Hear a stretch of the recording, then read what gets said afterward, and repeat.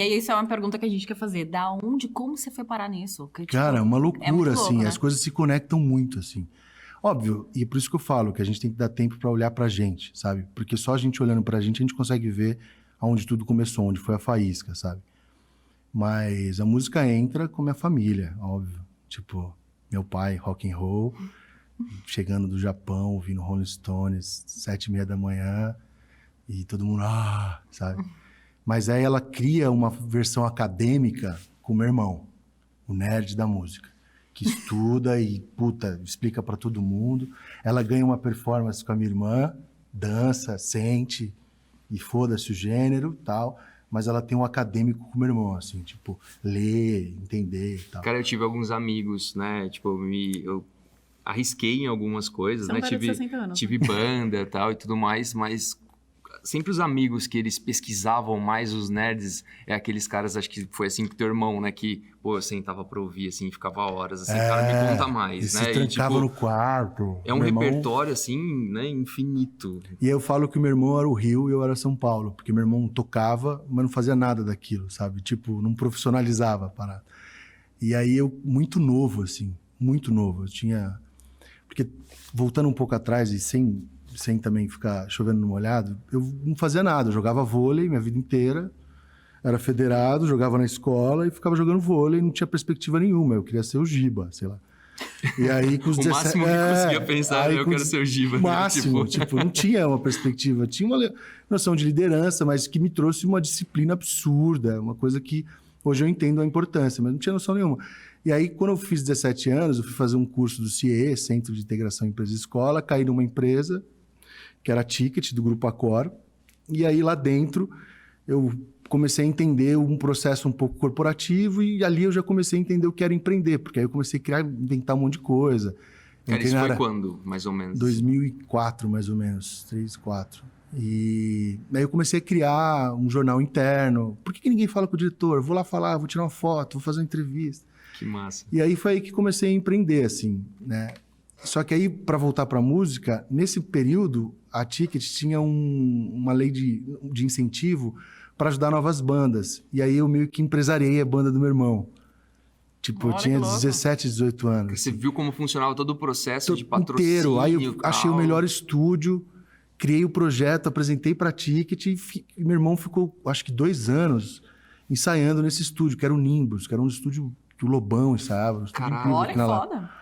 E aí a banda dele cresceu pra caramba, assim, nessa época. E aí eu não sabia disso, mas eu comecei a entender onde a música entrava já. E ele fala sempre isso, até hoje. Aí, enfim, aí eu abri empresa, porque uma pessoa na qual, puta, sempre me emociono quando falo, que é a Eloá Ciraulo. Ela era gerente de comunicação interna lá, e ela falou, cara, você não é funcionário, vai abrir uma empresa. Aí eu chamei meu irmão de sócio, ele me emprestou uns 300 conto na época. Falou, vamos abrir. Aí chamamos um contador, abri uma empresa, e quando eu fui ver, essa empresa, a minha empresa já estava atendendo todo o grupo Accor, né? Que na época já era, sei lá, 20 vezes aquilo que eu fazia, aquilo que eu ganhava e tal. E aí, enfim, aí começa a minha jornada e tal. E aí eu saio um pouco da música, mas sempre indo no meu irmão, ensaiando com meu irmão, levando meu irmão pro ensaio, levando meu irmão pra show. E eu, minha irmã, minha mãe, tudo lá pro meu irmão. Tá meio família, assim. Massa. E aí foi isso, assim. Então, tipo, se eu volto pra trás, eu sempre vejo a música presente, sabe? Na nossa vida, assim, sempre. E aí, o que eu fiz dela, que as coisas... Como ela se transformou que é intrigante, sabe?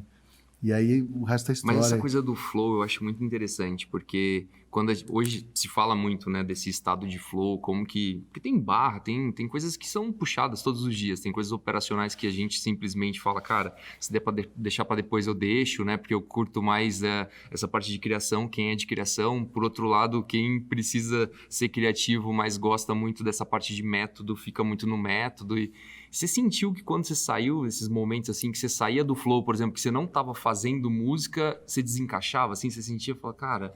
Não, cara. Fluía. Eu acho que... Sabe o que eu acho? A real é que eu nunca tive no flow, assim. Tipo...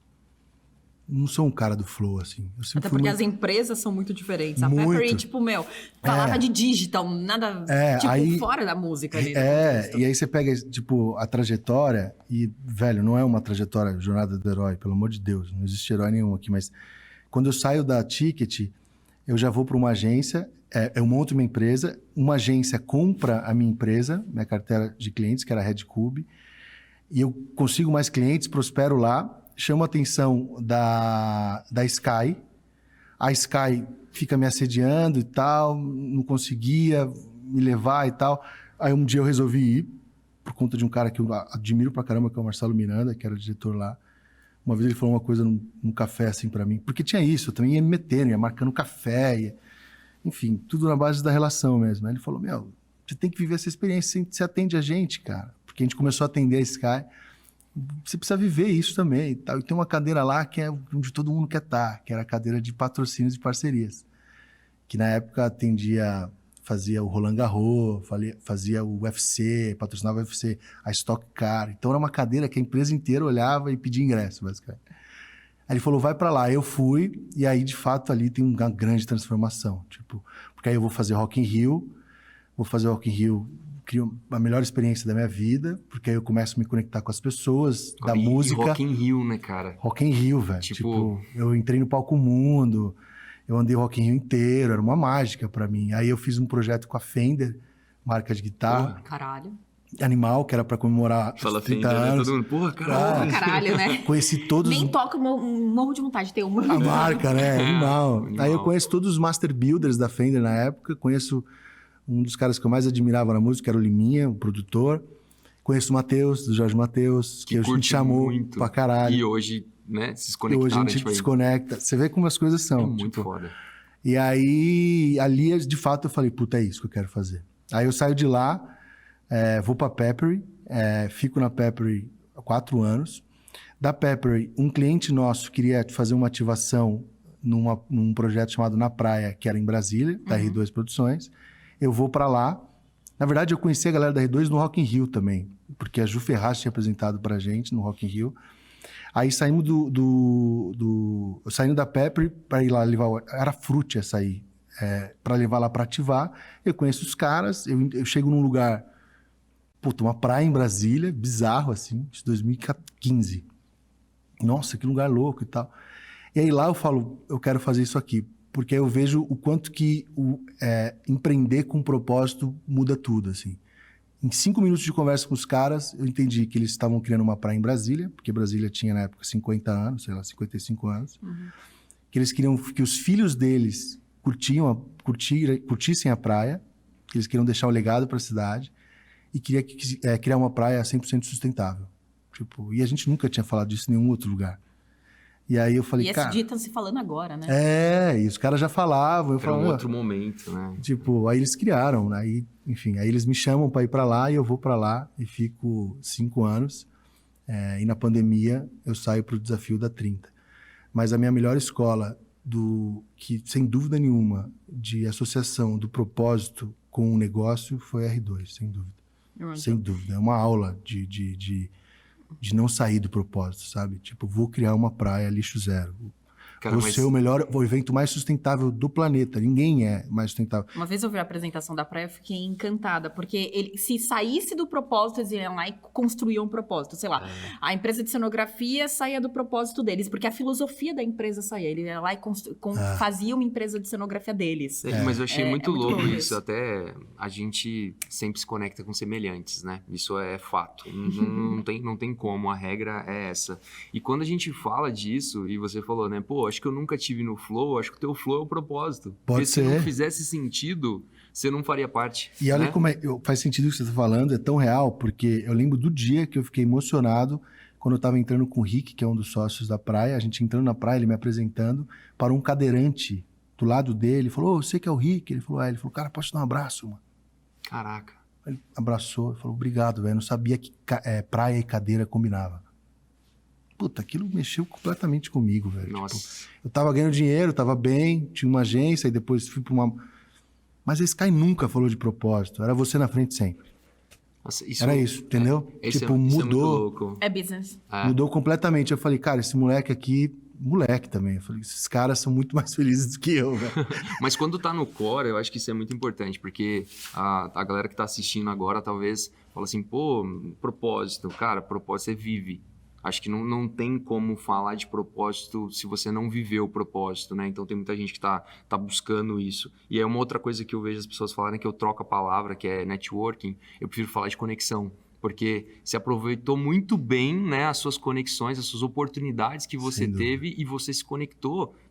No final, são pessoas, mas você se conectou a marcas, né? Tipo, muito feras mesmo, que faziam muito propósitos sentido. parecidos, né? Porque que é o propósito importante. estava conectado, sabe? Porque o propósito, tipo, né? Senão a gente não consegue conversar, cara. Verdade. Né? Tipo, a gente não consegue falar com pessoas hoje, ainda mais no mundo que a gente está vivendo hoje, né? Antigamente a construção de negócios era diferente, Total. né? E hoje a gente só consegue falar com pessoas que estão conectadas com a Conectar. gente. E é legal você falar isso porque nem eu percebia, sabe? Tipo, não é que eu não tinha propósito. Eu acho que quando a gente nasce diante de uma família igual a minha, que tem valores, Total. que a gente tem uma relação muito forte, assim, com uma base, sabe?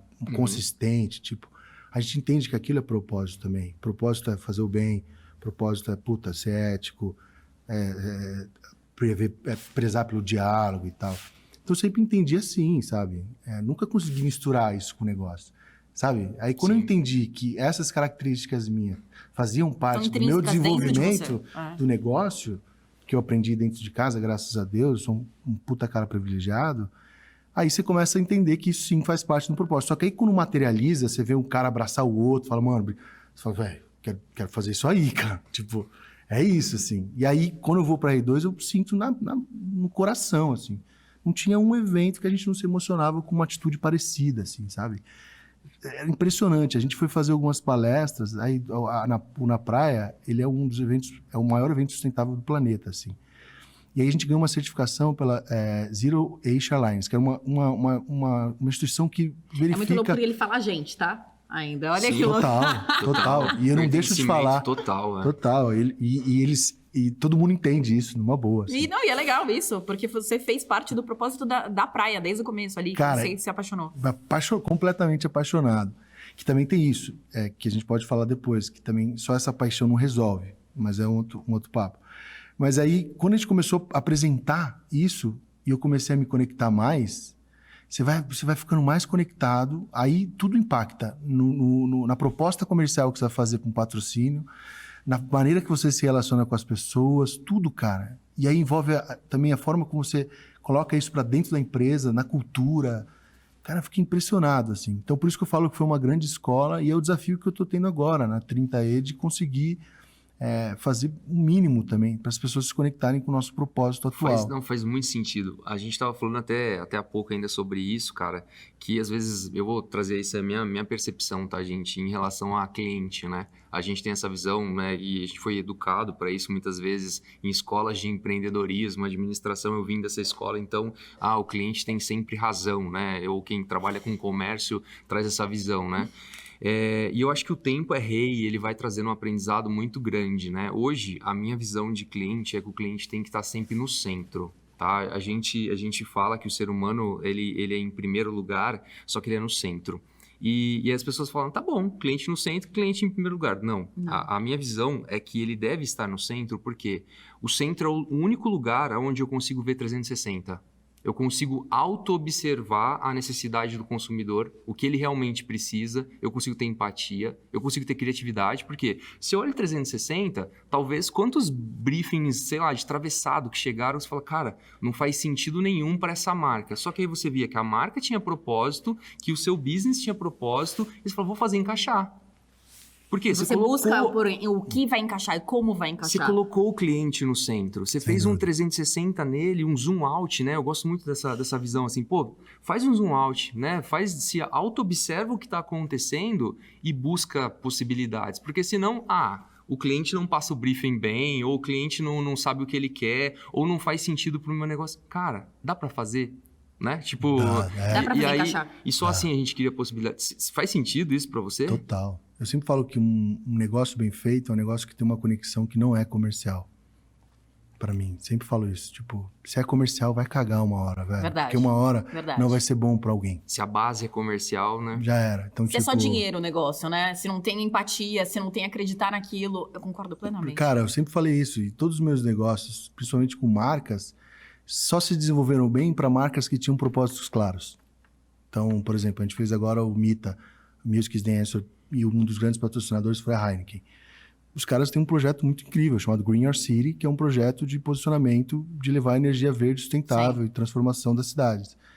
Meu evento era no meio da cidade. Minha proposta não foi, cara, compra uma cota. Foi, cara, me ajuda a transformar meu evento numa potência de energia verde e transformadora para as pessoas. É isso que eu quero. Cara, eu quero... que incrível. Aí, cara, aí eu tô com eles, 2023. Tamo junto, vou fazer uma entendeu? pergunta, eu nem sei se faz parte disso, eu não vi o projeto, quero conhecer depois, mas em 2017 eu participei, em 2017 e 2018, eu participei do PEF, aquele festival de inovação aqui em São Incrível. Paulo, né? E aí dentro dele tinha um projeto de uma, acho que uma holandesa, se eu não me engano, e ela falava sobre essa energia vindo do verde. Então, tinham vários projetos onde Animal. já tinham luminárias, né? Que elas se conectavam às raízes, ao chão, sabe? E a eletricidade já fazia carregar celular, acender luzes a partir das plantas. Que animal. Então, tipo, um aquário pequeno assim, sabe? E aí já conseguia conectar, acender luzes. Eu falei, cara, a energia tá em todo lugar, né? A gente já sabe disso, né? O Tesla, acho que ele morreu, né? Pregando Rafael Musk aparecer de novo no meio da entrevista. Não. Não. Já vamos começar, porque se você bota Tesla, aí daqui a pouco você fala do Musk. Então vamos lá. Não vem, não. Vamos lá.